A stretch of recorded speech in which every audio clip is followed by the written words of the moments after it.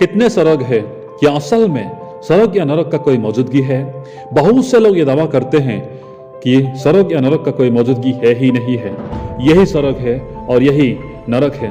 अगर इंसान इस दुनिया में, इस धरती में सुख, शांति, चैन, सुकून से है तो वे सोचते हैं कि यही स्वर्ग है, और अगर दुख, परेशानी, चिंता, समस्या, अशांति में है तो वे सोचते हैं कि यही नरक है। क्या यह सच है? जी नहीं, बिल्कुल भी यह सच नहीं है, क्योंकि असल में स्वर्ग और नरक होते हैं। अब्राहमिक रिलीजियंस यानी कि जुडाइज्म, इस्लाम और क्रिश्चियंस स्वर्ग और नरक के बारे में विश्वास करते हैं और सिखाते हैं, और असल में स्वर्ग और नरक होते हैं। तो प्रियो, मैं आज आपको पवित्र बाइबल से स्वर्ग के बारे में बताऊंगा कितने स्वर्ग है। जब हम पढ़ते हैं यशायाह भविष्यद्वक्ता की पुस्तक अध्याय 66 वचन 1 में लिखा, यहोवा यूं कहता है, आकाश मेरा सिंहासन और पृथ्वी मेरे चरणों की चौकी है। अगर हम इसे इंग्लिश में पढ़ेंगे तो लिखा गया, Thus says the Lord, heaven is my throne and earth is my footstool। इस वचन के अनुसार परमेश्वर का सिंहासन है और वो आकाश में है, स्वर्ग में है। इसका मतलब असल में स्वर्ग है। जब हम पवित्र बाइबल का पहला पुस्तक का पहला अध्याय का पहला वचन पढ़ते हैं तो लिखा गया, आदि में परमेश्वर ने आकाश और पृथ्वी की सृष्टि की।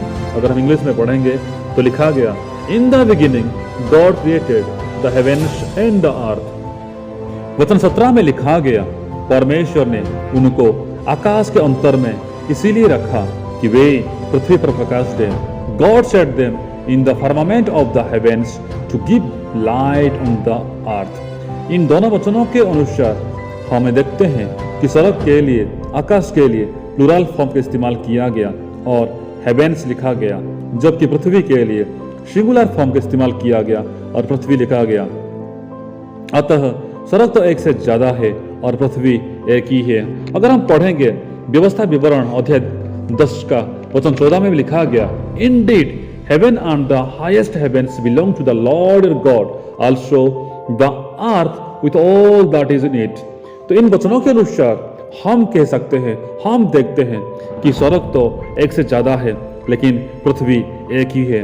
उत्पत्ति अध्याय 1 वचन 1 में भी लिखा गया, in the beginning God created the heavens and the earth. यानी कि परमेश्वर ने भी एक नहीं, एक से ज्यादा स्वर्ग बनाए थे, जबकि एक ही पृथ्वी बनाए थे।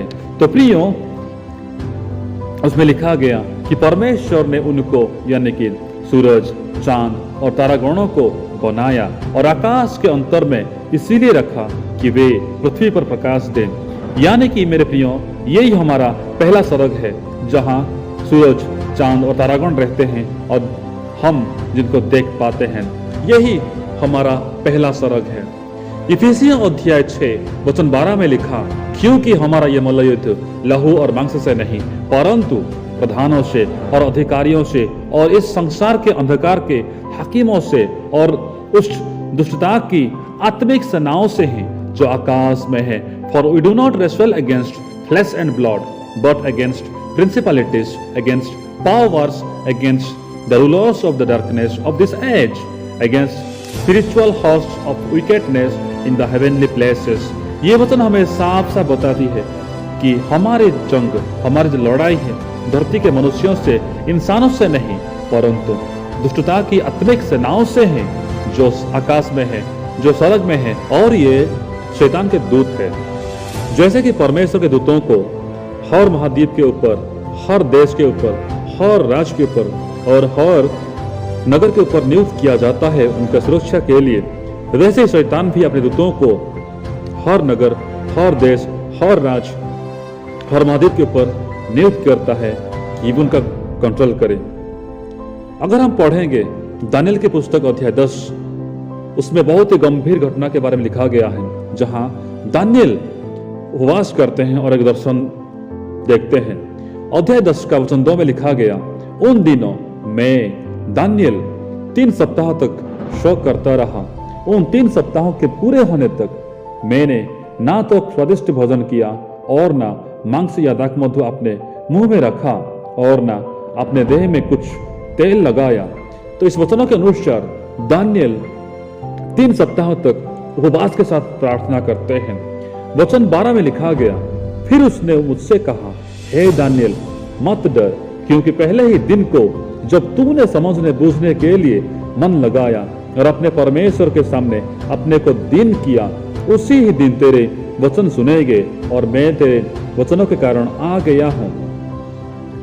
फारस के राज्य का प्रधान 21 दिन तक मेरा सामना किए रहा, परंतु मिकाएल जो मुख्य प्रधानों में से है वो मेरी सहायता के लिए आया, इसलिए मैं फारस के राजाओं के पास रहा।